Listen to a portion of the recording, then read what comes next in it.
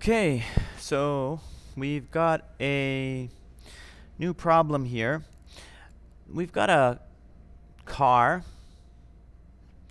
and this car is going pretty fast. It's going 120 kilometers per hour, and the car's mass is 600 kilos, so over half a ton. And the coefficient on the ground is 0.5, so really, really good coefficient. This car's got good gripping tires. And what we want to know is how far will the car go before it stops. We're going to do this using a conservation of energy solution. Okay? First thing that we should realize here is that if the car is slamming on its brakes, there's only going to be one force acting on the car, and that is going to be the force of friction. So lots of times people mistakenly put a force to the right going in the direction of travel. That's incorrect. Okay, that would only be the case if the driver was pushing down on the accelerator pedal.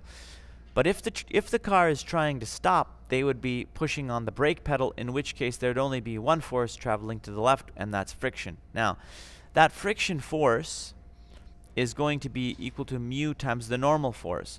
And of course, in this case, we have gravity going down and a normal force going up, and they're equal and opposite. So because it's a level road, force of friction is equal to mu Fn, where m is given and mu is given. So we can easily figure this out. Why don't we do that? So that's 0.5 times 600 times 9.8 newtons per kilogram. And that's going to give us 0.5 enter 600 times 9.8 times, and we get 2,940. 2,940 newtons. That's the force of friction. Now, the next piece of information that we're going to have to figure out is what's the initial velocity here? Well, we can't really leave it in kilometers per hour. Let's convert that to meters per second. And the way you do that is you go 120 divided by 3.6. 3.6 is a very nice way of changing kilometers per hour into meters per second. So we go 120, enter 3.6 divided by, and we get 33 and 1/3 meters per second. Okay, so that's our velocity. Now, how do we solve this in terms of energy? We say initial energy equals final energy.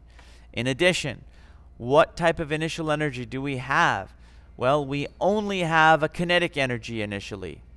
Okay, the car does not have any change in altitude. Okay, so we're not dealing with gravitational potential energy in this case at all. Now, that's our only initial energy. What about our final energy? Is the car moving after it stops? Well, I think I've answered that question. Obviously not. So it doesn't have any kinetic energy. Does it have any gravitational potential energy? No, it hasn't gone up or down. So what type of energy do we have at the final position? None? That's correct. The car doesn't have any energy of any type at the end.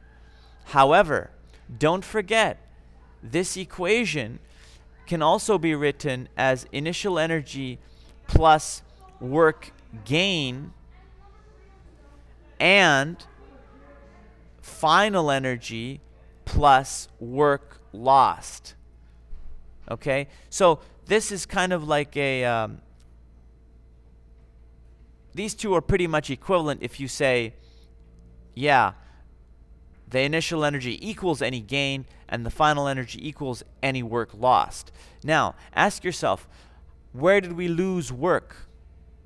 Well, we lost work to friction. Work done to friction is what was lost. And so therefore, this cancels out. There's no gain here.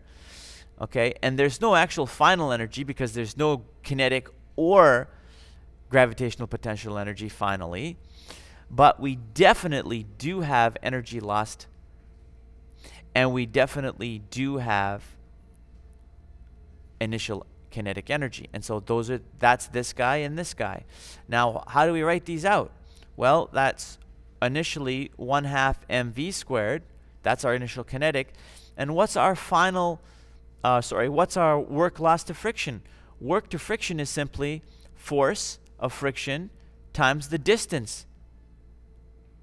Now it's coming together because we say, well, do we know the initial velocity of the car? Sure, we do. That's just 33 1/3 meters per second. Okay, so we can go, let's solve for d algebraically first. I always like to do that. So it's basically, if I rewrite this, I can write it mv squared all over 2 times, which is the 1/2, force of friction equals d. And now all I have to do is plug in my numbers. The mass is 600.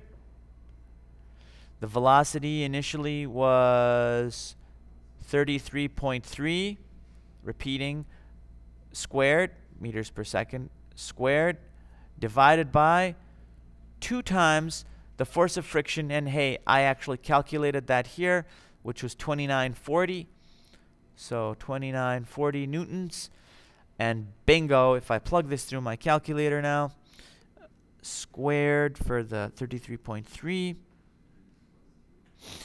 600 times 2 divided by, and 2940 divided by, I get an answer of 113.4 meters.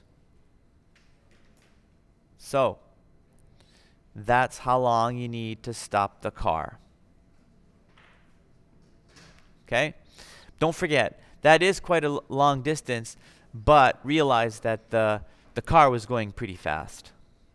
Thanks for watching.